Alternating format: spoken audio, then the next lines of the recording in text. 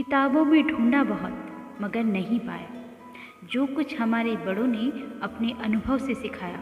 नमस्कार दोस्तों, एमपी भोपाल से मैं हूँ रानी और सुनाती हूँ आज आपको कहानी अनुभव की कंघी।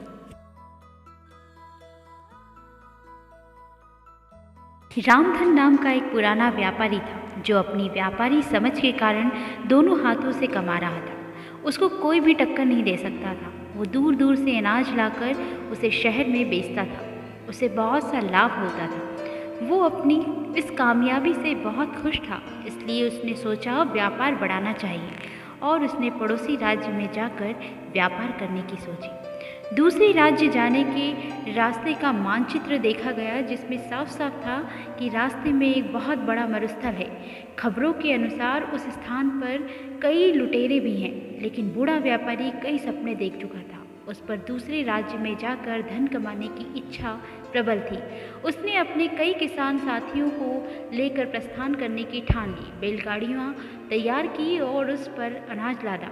इतना सारा माल था जैसे कोई राजा की शाही सवारी। बूढ़ी रामधन की टोली में कई लोग थे, जिसमें जवान युवक भी थे और वृद्ध अनुभवी लोग जो बरसों से रामधन के साथ काम कर रहे थे।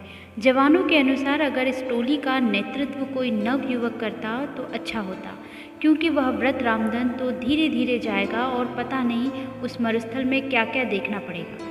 तब कुछ नौजवानों ने मिलकर अपनी अलग टोली बना ली और स्वयं का माल ले जाकर दूसरे राज्य में जाकर व्यापार करने की ठानी।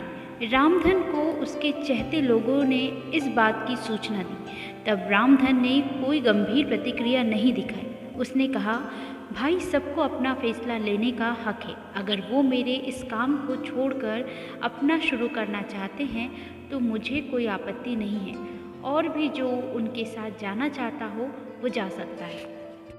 अब दो अलग व्यापारियों की टोली बन चुकी थी, जिसमें एक का नेतृत्व वृद्ध रामधन कर रहे थे और दूसरे का नेतृत्व नवयुवक गणपत कर रहे थे। दोनों की टोली में वृद्ध एवं नौजवान दोनों सवार थे। सफ़र शुरू हुआ। रामधन और गणपत अपनी अपनी टोली लेकर चल पड़े।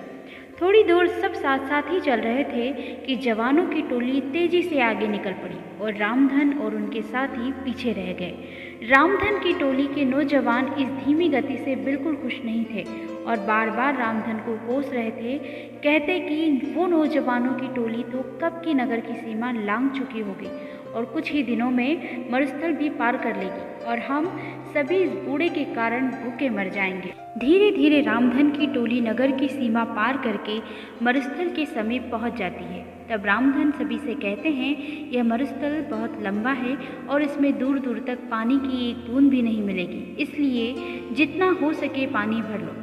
और सबसे अहम, यह मरुस्थल लुटेरे और डाकुओं से भरा हुआ है, इसलिए हमें यहाँ सफ़र बिना रुके करना होगा। साथ ही हर समय चौकन्ना रहना होगा। उन्हें मरुस्थल के पहले तक बहुत से पानी के गड्ढे मिल जाते हैं, जिससे वे बहुत सारा पानी संग्रह कर लेते हैं। तब उनमें से एक पूछता है कि इस रास्ते में पहले से ही इतने पानी के गड्ढे हैं, हमें एक भी गड्ढा तैयार नहीं करना पड़ा। तब रामधन मूंछों पर ताव देकर बोलते हैं, इसलिए तो मैंने नौजवानों की उस टोली को आगे जाने दिया। यह सभी उन लोगों ने खुद के लिए तैयार किया होगा, जिसका लाभ हम सबको मिल रहा है। यह सुनकर टोली के विरोधी साथी खिंचवा जाते हैं और अन्य रामधन के अनुभव की प्रशंसा करने लगते हैं। सभी रामधन के कहे अनुसार बंदोबस्त करके और आराम करके आगे बढ़ते हैं। आगे बढ़ते हुए रामधन सभी को आगाह कर देता है कि अब हम सभी मरुस्थल में प्रवेश करने वाले हैं, जहाँ ना तो पानी मिलेगा, ना खाने को फल और ना ही ठहरने का स्थान, और यह बहुत लंबा भी है, हमें कई दिन भी लग सकते हैं। सभी रामधन की बात में हामी मिलाते हुए इसके पीछे हो लेते हैं। अब वे सभी मरुस्थल में प्रवेश कर चुके थे, जहाँ बहुत ज़्यादा गर्मी थी, जैसे अलाव लिए चल रहे हों। आगे चलते चलते उन्हें सामने से कुछ लोग आते दिखाई देते हैं। वे सभी रामधन को प्रणाम करते हैं और हाल चाल पूछते हैं। उनमें से एक कहता है, आप सभी व्यापारी लगते हो, काफ़ी दूर से चले आ रहे हो, अगर कोई सेवा का अवसर देंगे तो हम सभी तत्पर हैं। उसकी बातें सुन रामधन हाथ जोड़कर कह देता है कि भाई, हम सभी भले चंगे हैं, तुम्हारा धन्यवाद जो तुम सभी ने इतना सोचा। और वे अपने साथियों को लेकर आगे बढ़ जाते हैं। आगे बढ़ते ही टोली के कुछ नवयुवक फिर से रामधन को कोसने लगते हैं कि जब वे लोग हमारी सहायता कर रहे हैं तो इस वृद्ध रामधन को क्या परेशानी है। कुछ दूर चलने के बाद फिर से कुछ लोग सामने से आते दिखाई देते हैं जिनके वस्त्र गीले थे और वे रामधन और उसके साथियों को कहते हैं कि आप सभी राहगीर लगते हो और इस मरुस्थल के सफ़र से थके लग रहे हो।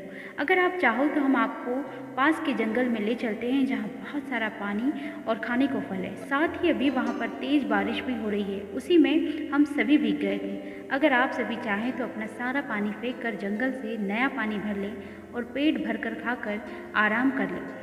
लेकिन रामधन साफ ना बोलकर अपने साथियों से जल्दी चलने को कह देते हैं। अब टोली के कई नौजवानों को रामधन पर बहुत गुस्सा आता है और वे उसके समीप जाकर अपना सारा गुस्सा निकाल देते हैं और पूछते हैं कि क्यों वे उन भले लोगों की बात नहीं सुन रहे और क्यों हम सभी पर जुल्म कर रहे हैं। तब रामधन मुस्कुराते हुए कहते हैं कि वे सभी लुटेरे हैं और हमसे अपना पानी फिकवा कर हमें निसहाय करके लूट लेना चाहते हैं और हमें यहीं पर मरने के लिए छोड़ देना चाहते हैं। तब वे नौजवान गुस्से में दांत पीसते हुए कहते हैं कि सेठ जी तुम्हें ऐसा क्यों लगता है।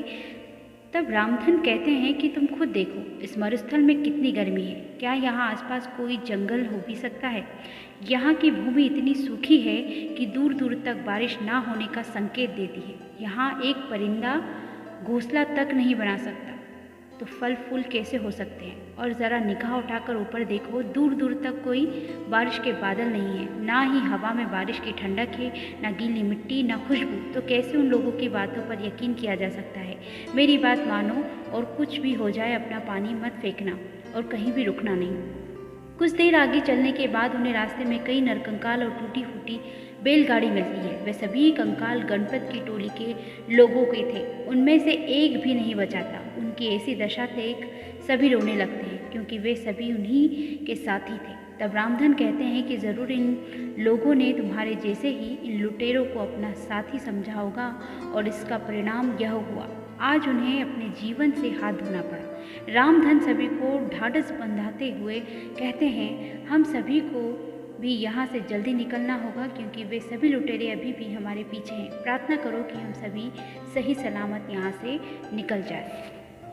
दोस्तों कहते हैं अनुभव की कंघी जब काम आती है जब सर पर कोई बाल नहीं बचता, अर्थात अनुभव उम्र बीतने और जीवन जीने के बाद ही मिलता है। अनुभव कभी भी पूर्वजों की जागीर में नहीं मिलता। जैसे इस कहानी में नौजवानों में जोश तो बहुत था लेकिन अनुभव की कंघी नहीं थी जो कि रामधन के पास थी, जिसका उसने सही समय पर इस्तेमाल किया और विपत्ति से सभी को निकाल कर ले गया।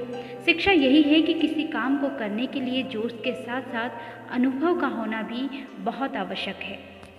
दोस्तों अगर आपको ये कहानी पसंद आई तो चैनल को लाइक, शेयर और सब्सक्राइब कर लें।